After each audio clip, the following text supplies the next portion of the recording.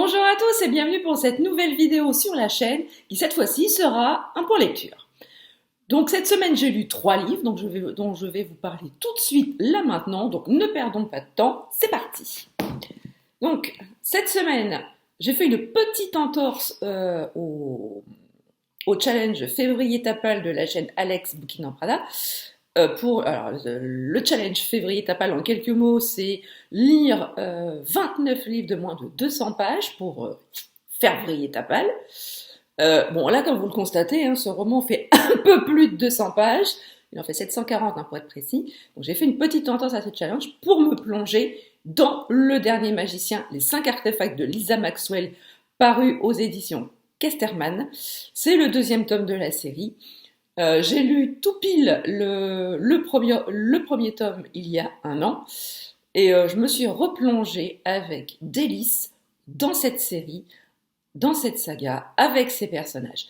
Bon alors faut dire, dans les premières pages, il a fallu que je raccroche les wagons, hein, parce que c'était un petit peu loin tout ça, mais grâce à l'écriture de l'auteur, je me suis très vite remise dans le bain de cette saga où on a retrouvé les personnages là où on les avait laissés à la fin du tome 1. On a retrouvé Esta et Art qui œuvrent ensemble pour retrouver les 5 artefacts, pour les remettre ensemble afin de pouvoir contrôler la magie contenue dans le livre, dans l'Ars Arcana, pour essayer de contrôler et surtout éviter que cette magie ne tombe entre de mauvaises mains. Alors évidemment, tout au long de... Voilà, je m'appuie un peu parce que le roman est un peu lourd. Tout au long du roman, on voit l'évolution de ces personnages, de ces 2 personnages, évoluer. Ils sont profondément attirés l'un par l'autre, mais quelque chose les retient. Ils ne veulent pas aller jusqu'au bout de leurs sentiments, ils ne veulent même pas, ou quasiment pas se les avouer, parce qu'ils sentent bien qu'il y a quelque chose qui va clocher, qui va leur arriver s'ils laissent libre cours à leur passion. Et c'est toute cette ambivalence qui va entraîner nos héros tout au long du roman, entre cette duologie je t'aime moi non plus, qui va les mener vers des choix qu'ils n'auront peut-être pas fait s'ils n'étaient pas dans cette situation, et qui va les mener là, jusqu'à la fin du roman, là où on les laisse, et on aimerait bien savoir comment ça va se terminer pour eux.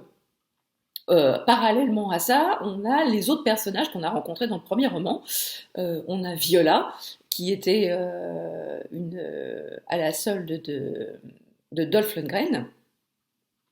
Alors Viola, maintenant elle est seule depuis les événements qui se sont produits dans le premier roman, dont je ne vais pas vous spoiler, et je préfère vous laisser la primeur. Donc elle est seule et elle n'a d'autre choix maintenant que de retourner vers sa famille. Mais bon, sa famille lui en veut énormément d'être partie, de les avoir laissés. Donc du coup, ils vont la reprendre, certes, mais ils vont lui faire payer, et très chèrement, son départ quelques années plus tôt. J'ai beaucoup aimé ce personnage parce que elle a mis un mouchoir sur son orgueil, sur son honneur, pour pouvoir revenir dans sa famille et avoir une certaine protection pour éviter d'être seule. Et malgré ça, on sent bien que malgré ce n'est que temporaire, parce que pour elle, elle est revenue dans sa famille pour mieux pouvoir rebondir par la suite. Et effectivement, les événements vont la conduire à changer un petit peu de braquet. Donc voilà, la quête des 5 artefacts est jalonnée tout au long du roman. Et la fin, il n'y a pas un cliffhanger de ouf, mais on a quand même grandement hâte de savoir la suite et la fin de cette série, savoir exactement quel va être l'avenir de Art, de Esta, de Viola, de Celia et de tous les personnages qui ont gravité dans ce roman.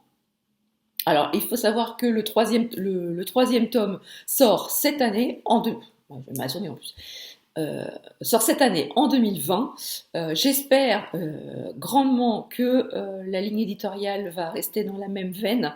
Dans le premier roman, on voyait également ce serpent, mais cette fois-ci en rond. Ici, il est un peu dans le feu. Hein, on voit la queue du serpent qui crache des flammes. Donc j'espère vraiment que le troisième roman va prendre à peu près la même ligne éditoriale et qu'on aura un aussi beau livre-objet entre les mains quand on aura le troisième tome. Ensuite, j'ai commencé la série Les Extraordinaires, le tome 1, Les Mystères de Londinor, de Jennifer Bell, paru chez Albin Michel dans la collection Wiz. Alors, lors d'une précédente vidéo, je vous avais dit, ouais, vous voyez, cette série, c'est un peu comme le monde d'Harry Potter. Voilà. Eh bien, pas du tout. Non, pas du tout. Ça n'a complètement rien à voir. Ici, on a Ivy et Seb, qui sont frères et sœurs et qui vivent avec leur grand-mère, Sylvie, parce que leurs parents travaillent, leur papa travaille loin et leur maman également, donc du coup, ils vivent au quotidien avec leur grand-mère, Sylvie. Donc le roman commence dans une ambulance. Voilà, ça commence bien, parce que leur grand-mère Sylvie a fait une petite chute malencontreuse dans sa cuisine, donc du coup elle s'est fait mal, elle s'est visiblement cassé quelque chose, donc on l'emmène à l'hôpital pour passer des radios, et Ivy et Seb sont avec elle dans l'ambulance. Bon, jusqu'ici tout va bien, ils arrivent à l'hôpital, leur grand-mère est prise en charge, tout va bien, et donc du coup, ils préviennent leurs parents qu'il est arrivé quelque chose à leur grand-mère, et leurs parents leur disent, vous inquiétez pas, on arrive, il n'y a pas de souci, on sera là ce soir. Donc du coup, Ivy et Seb retournent chez leur grand-mère, et c'est là que les ennuis vont commencer pour eux. En effet, ils arrivent dans la maison de leur grand-mère, et ils s'aperçoivent qu'elle a été complètement mise à sac, remise sans dessus-dessous. Visiblement, il y a eu des cambrioleurs qui sont arrivés pendant leur absence. Sauf que une plume arrive comme ça, sans tambour ni trompette, pour leur écrire un message. Et le message leur dit « Maintenant, je peux te voir ». Sur ce arrivent deux messieurs tout de noir vêtus dans un espèce de corbillard. Et là, tenez-vous bien, accrochez-vous à vos pinceaux, ils sortent leurs armes qui n'est nul autre qu'une brosse à toilette. Oui, une brosse à toilette. Il n'y a que dans ce roman, à Londinor, qu'une brosse à toilette peut être une arme. Oui. N'essayez pas chez vous, ça ne marche pas, vous pourrez toujours brandir une brosse à toilette, elle ne fera absolument rien. Si ce n'est que vous faire passer pour un parfait idiot.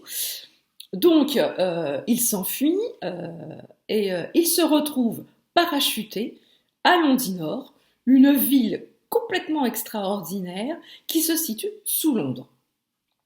Et donc, ils vont rencontrer des personnages dans Londinor et ils vont petit à petit apprendre qu'il s'est passé quelque chose il y a 40 ans.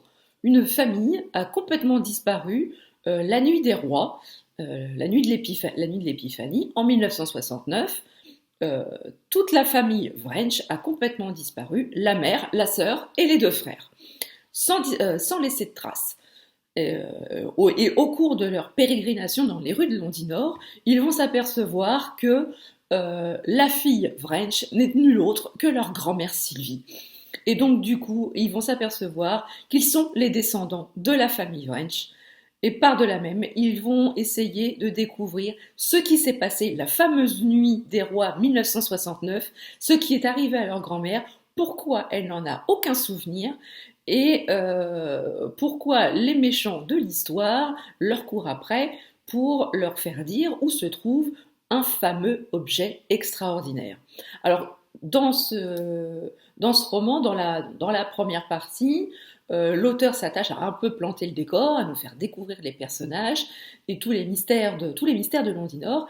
Et une fois le décor planté, et ben voilà, on tourne les pages On apprend à connaître Ivy et Seb. Alors Seb a 16 ans et Ivy elle en a 11. Donc du coup c'est sa petite sœur. Mais il apparaît qu'elle a elle a un don extraordinaire en plus d'être elle-même une extraordinaire.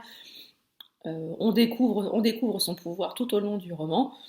Et voilà, le décor de Londinor est mis en place.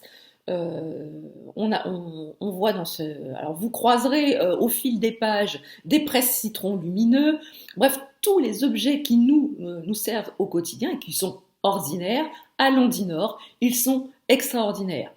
À Londinor, vous n'aurez pas une simple paire de menottes pour arrêter les méchants. À Londinor, vous avez un trombone. Vous voyez, le petit trombone.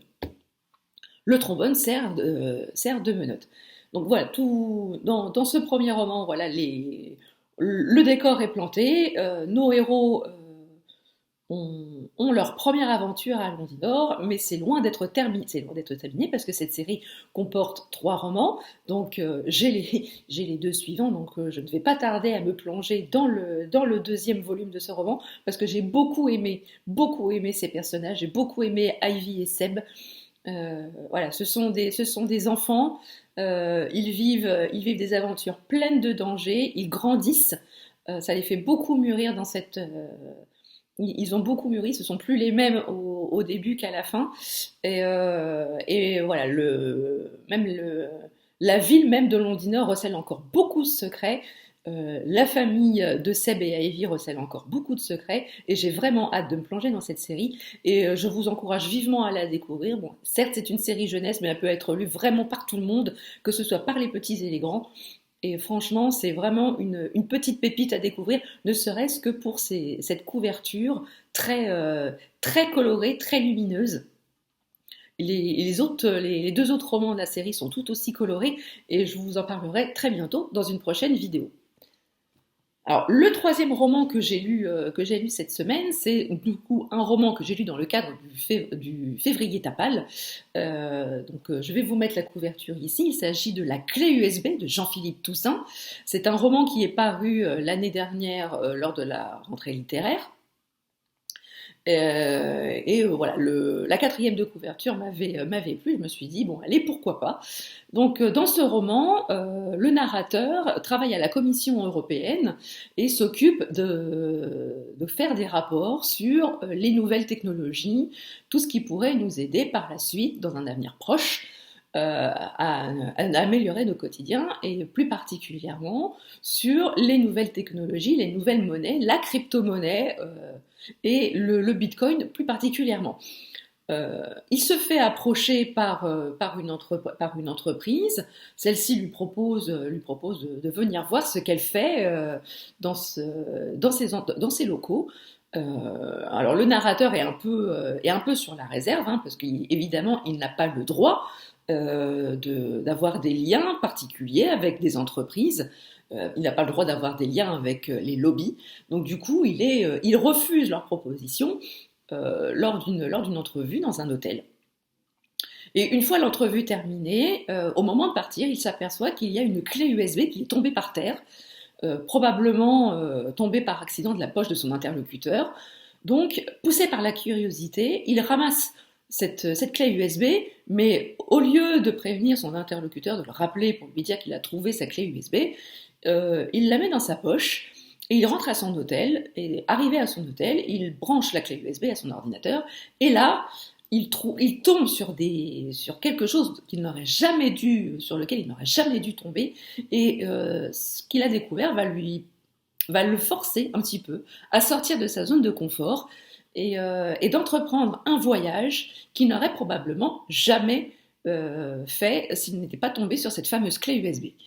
Donc à partir de là, on suit le narrateur lors de son voyage, lors de son périple en Chine, parce que ce voyage se passera en Chine, au vu et au su de tout le monde. En fait, pendant quelques jours, il va complètement disparaître de la surface de la Terre. Personne ne va savoir où il est, personne ne sait où il se trouve, et voilà, ça va être comme un genre de blackout complètement sur cette personne, et il va naviguer sous les radars actuels.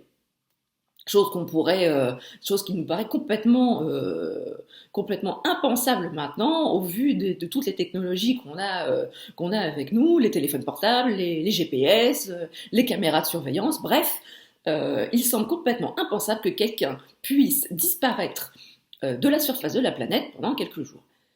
Donc c'est vrai qu'au vu de cette quatrième de couverture, je me disais ouais ça va être sympa, on va vivre de grandes aventures. Et en fait, j'ai été un peu déçue parce que je suis arrivée à la fin du livre et je me suis dit, bon, bah, oui, bah, voilà, tout ça pour ça. Euh, En fait, ce voyage, cette clé USB, voilà, ne va pas nous apprendre des choses complètement hallucinantes sur les nouvelles technologies. Ça va être plutôt la quête d'un homme vers un idéal, vers ce vers quoi il n'aurait probablement jamais été. Est-ce que ça va lui faire passer à côté de certains moments de sa vie donc à la fin du roman, je vais pas vous spoiler, mais à la fin du roman, il revient et il s'est vraiment passé quelque chose pendant son absence et il va vraiment il va s'en vouloir. Mais voilà, j'ai pas trop compris la finalité du roman. C'est parti complètement, voilà, l'auteur a pris une voie complètement différente par rapport à ce qui a été annoncé par la quatrième de couverture. Donc c'est pas voilà, c'était pas du tout un mauvais roman, mais par contre j'ai été déçue par la fin de ce roman. Je m'attendais pas à ça, je m'attendais vraiment à une autre fin, plus en lien avec les nouvelles technologies. Et en fait, ça n'a pas du tout été le cas. Mais bon, la plume de l'auteur est très fluide. Voilà, c'est très bien écrit. Toute la partie sur les nouvelles technologies, on voit que l'auteur a fait vraiment des recherches très poussées là-dessus, parce que c'est pas un sujet complètement anodin et à la portée de tous. Il faut quand même malgré tout quelques recherches. Mais au-delà de ça, voilà, ça a été une lecture un peu mitigée pour moi. J'ai été un peu déçue par la fin. Je regrette pas du tout ma lecture, mais voilà, ça restera pas une lecture transcendante de ce mois. Donc voilà, cette vidéo est terminée pour aujourd'hui. Surtout, n'hésitez pas à me dire en commentaire ce que vous avez lu cette semaine. Est-ce que vous avez eu des coups de cœur? Est-ce que vous avez eu des lectures un peu plus mitigées, voire des flops aussi? N'hésitez pas à m'en parler en commentaire, je serais ravie d'échanger avec vous là-dessus. Si cette vidéo vous a plu, pardon, n'hésitez pas à mettre des petits pouces en l'air. Si vous n'êtes pas abonné encore, n'hésitez pas à le faire. Je vous jure, c'est vraiment super. N'hésitez pas à me suivre. Et moi, ça me ferait très plaisir de discuter encore plus avec vous. Donc, n'hésitez pas à vous abonner. Et je vous dis à très bientôt. Et d'ici là, prenez soin de vous.